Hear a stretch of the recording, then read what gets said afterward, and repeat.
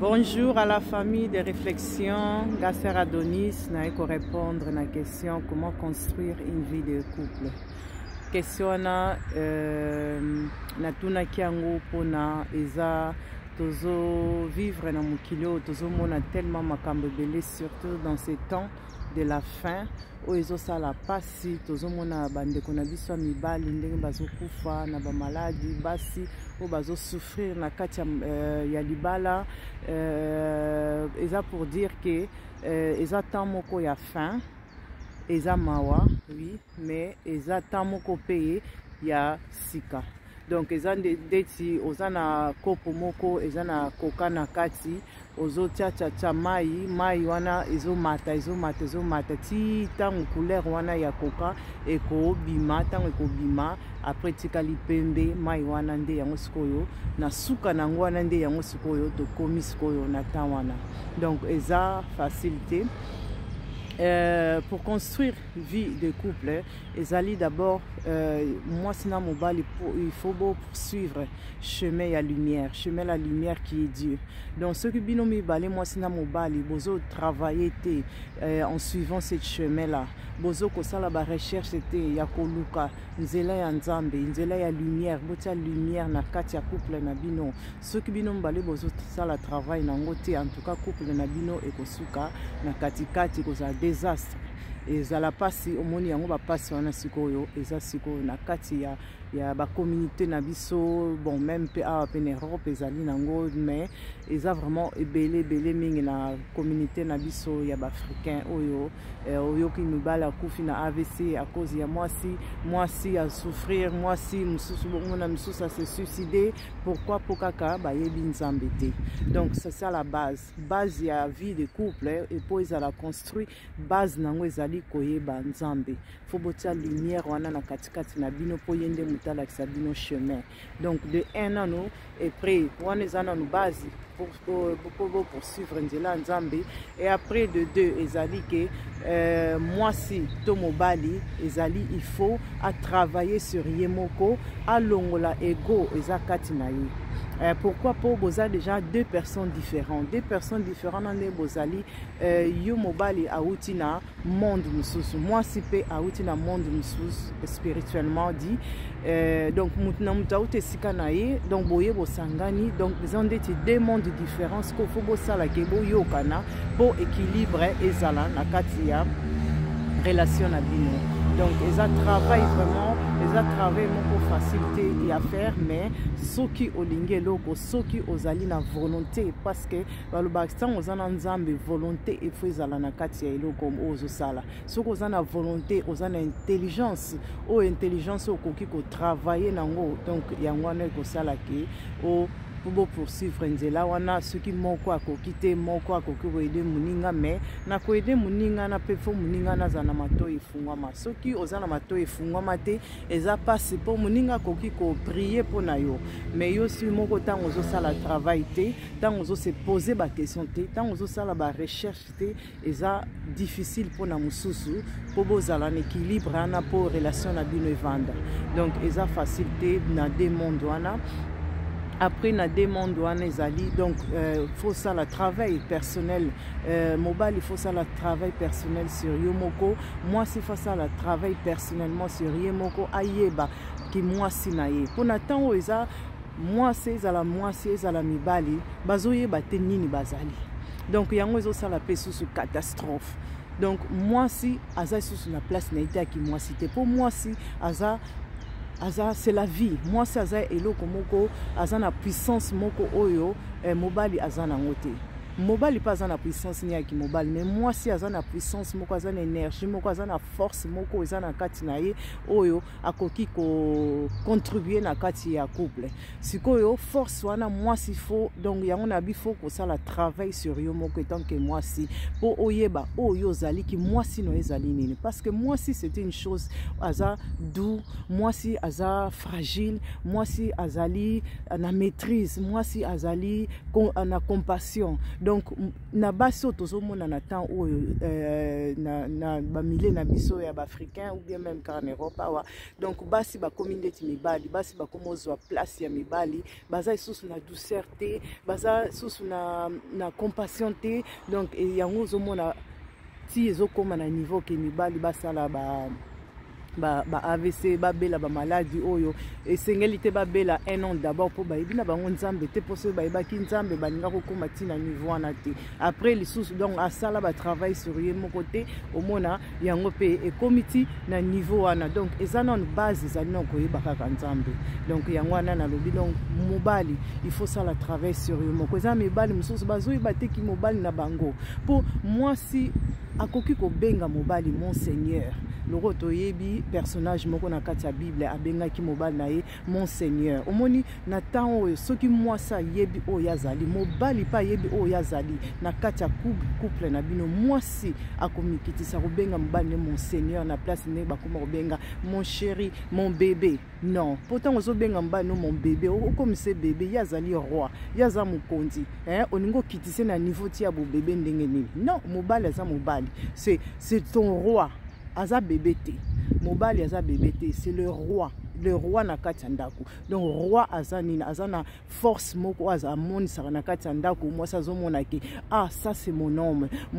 qui me protège mobali oyo aza wana azokoprendre soin na ngai azoprotege ngai azoko kobwakelanga ba fleur donc mobali faut azala na maîtrise pe faut azala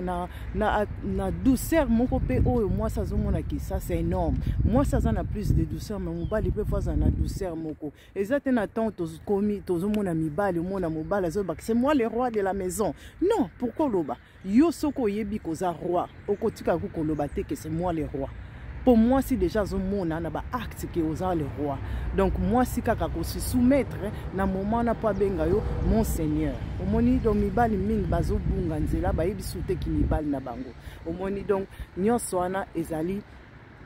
base ezate. Base ezate yango monike ba problème ezokota mingi na ba couple omona mwasi na mobali ba utobala na basali inane ba bebisi ba 30 millions ba 30 000 combien d'euros ba bebisi ba sombi ba louer ba salle moko a cher ba lati bilomba moko a cher ba griffe quoi nyonso wana après omona une année après ba boyani dépense na nyonso bosali c'est bosala qui travaille te bozu ba enseignement pe na kati église bobala ni pe na kati église mais après une année omona ba boyani omoni eza eloko moko a kitoko te eloko moko ekosepelisa nzambe te omoni biso monde tozabo eko tozaba petit dieu eza na comité na biso tolobaki ah soko za un problème moko ki pa pasteur a prié pour na bino non eza pasteur te mutu sika prier pour na yo libala no ko changer hein eza yo moko personnellement de mutu faut changer pour libala no changer donc pasteur akoko ya saleli bino prière alongoli soki milimo nini bozako lobaki milimo moko ezo poursuivre bino alongoli yango mais na kata ndako tant bozala pasteur ozala te yo moko ozala na ba comportement na yo na ba bizali na yo mobali po kozala wana donc na comportement na yo yango nde salake changement ekota na kati ya couple na bino eza rien à voir na oyo pasteur akoloba yango ekosala changement na kati ya couple na bino eza liloba oyo koloba po nzambe oyo akeli biso aza na puissance to uti kati na ye donc ça veut dire que loko to uti kati na ye puissance oyo aza nango to héritango toza na héritage ya puissance de Dieu donc biso moko toza capable toza na capacité ya ko changer be événement nyonso na kati ya vie na biso toza ba petit Dieu donc eza ite ke o lobake ozana problème moko songolo olobake ah na bengisa ba pasteur ou bien na bengisa ba ndeko na ngai to vandela likambo moko boyeboy non wana eza ba mémoire spirituelle oyo eza na euti na kati ya famille eza kaka yo moko tie Dieu yo moko mutu aza ye moko nzambe petit Dieu oyo yo moko koki ko libérer ba mémoire oyo eza na kati na yo yo moko okoki ko prendre soin na yo yo moko koki ko sala ba rituel oyo ko sala ke o kota na monde spirituel po o libérer ba koko na bino o libérer ba mémoire nyonso oyo evandi na kati ya ba cellule na yo po yo vie na yo etambola bien donc eza makambo spirituel. donc makambo spirituel là na siko na temps to komi ba te belé bazana bango m'en fou ba te belé ba kenda église mais ba yebite ce qui est Dieu ba yebi makambo spiritualité ba yebi ka ke na kenda ke église ba moninga na lati boy ba moninga na prier na ba moninga na zolo ba parler en langue c'est là que je connais Dieu. Non, eza yangote eza makambo eza na kati eza profond eza toza na puissance moko biso moko tokoki ko déplacer ba montagne na maloba na biso. Donc eza force moko biso moko toza nango tokoki ko déclarer tokoko sala ba déclaration tokota na monde spirituel pour to changer ba événement na kati ya vie na biso. Donc mutu yo moko za na puissance oza capable oza na tout ce qu'il faut. On a tout ce qu'il faut pour changement et côté na vie na yo. Donc exacte que ota la couple na ndenge bazalaka po landa bango na ko landa bango yango te ko changer comportement na yo na ko landa bango te yango ko lata na bango quoi que ce soit yango te muto ko sala ke couple na peut changer. Non okoki ko lobaki na sepela na couple wana ou quoi que ce soit mais eza changement ko utaka na kati na yo soki yo zo ko changer comportement na te caractère na to na boyo kité tampo balobi muto anzima kana koyoka. Donc tant aux yoka tant aux landa enseignement tant aux sala ba recherche ana que c'est ton âme yango yende mutako confirmer ce qui est vrai âme na yo yango ndem mutako confirmer que oyoki eza vrai ou faux na tango to komi basé belé babimi basé belé mais eza yo moko confirmer ton âme qui va confirmer oyo ezo sala manakati ya vie na yo qu'est-ce qui se passe pour libérer makambo wana nyonso pour na kati ya couple nous ala bien. Donc problème eza ngwana ezali ko sala travail sur soi ezali ko yeba oyo zali ezali ko libérer ko longola ego eza na kati na yo pour prendre soin na yo pour prendre soin ya foyer na yo faut prendre soin ya vie na yo pour makambo no itambola kitoko. Oui obstacle kozala et l'obité que ce côté na monde spirituel oyebi nzambe nde okuta na obstacle te na obstacle ezali po obstacle na yango sala ke faire monter banda ko matisaka o likolo o komati na dimension oyo esengeli okoma. Donc obstacle na yango ko komiso makasi yango ko ezokomisa biso makasi. Donc soko obundi bitumba te mo oyeba force na ezalité. Donc faut muta bundi so bitumba faut ndenge soit disant de boloba ke bandoki bazali ndoki na fois ya asalo moi nini attaque moko o mona ke elo nezo salaman mais naza plus fort que ye. Oui c'est ça. Donc le rose a plus fort que ye donc tu peux déplacer des montagnes au moni nzamba za kati na biso toza biso moko banzambe otoza lumière. Donc yangwana mutu yo moko personnellement ça va travailler sur yo ezate ke bomoni likambo moko esalami surtout na communauté na biso likambo c'est que salami bakoma ka ko tia misapi ke bo luka bo bando juger. OK nzamba lobi ne jugez pas pour yebite oyo ni salami na kati ya foyer wana biso na communauté na biso likambo c'est sami beaucoup mo juger beaucoup mo ko pona ke ye mutazana raison ye mutazana tort. Or que non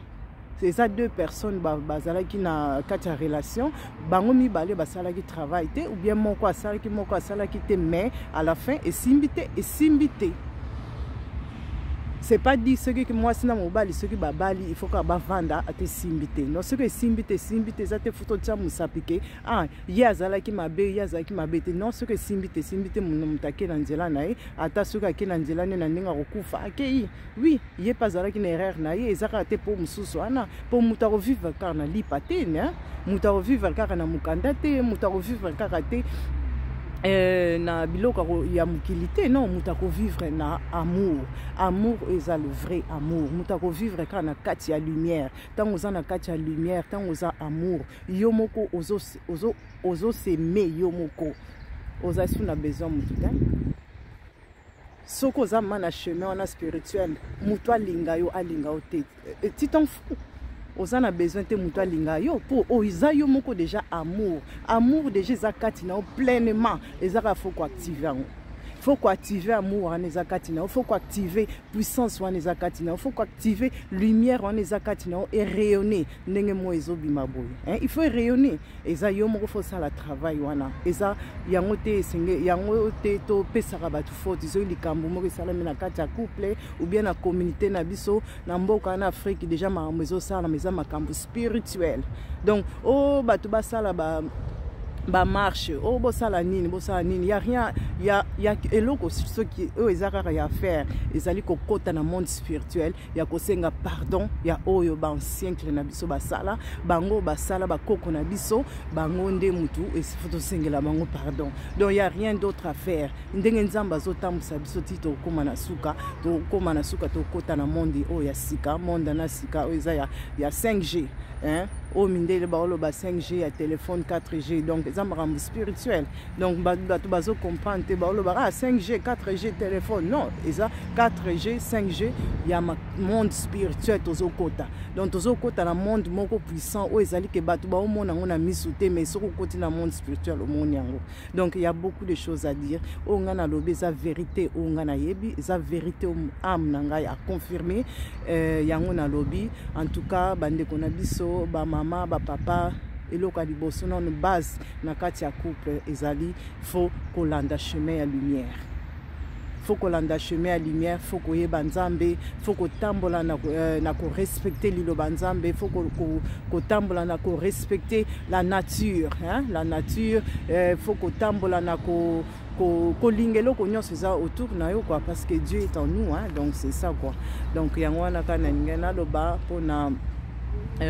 question ou tout nami en tout cas bonne semaine à tous merci au revoir.